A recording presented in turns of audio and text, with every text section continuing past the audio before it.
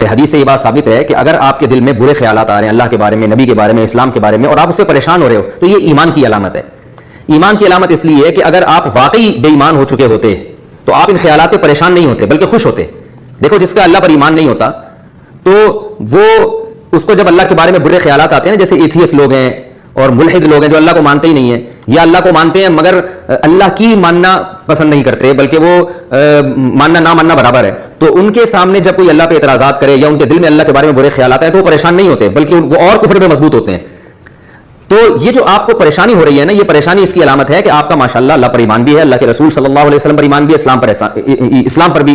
आपका ईमान है। क्योंकि ये ईमान है तो आपको जब उस ईमान पे कोई चीज डाका डाल रही है तो आपको तकलीफ हो रही है। तो तकलीफ इसकी अलामत है कि आपको ईमान से मोहब्बत है, अल्लाह से मोहब्बत है, उसके रसूल सल्लल्लाहु अलैहि वसल्लम से मोहब्बत है। तो ये जो ख्यालात आ रहे हैं ना, ये शैतानी वसवसे हैं, ये शुकूक और शुबहात नहीं है। इन वसवसों का इलाज ये है, औज़ु बिल्लाहि मिनश शैतानिर रजीम पढ़ा करें।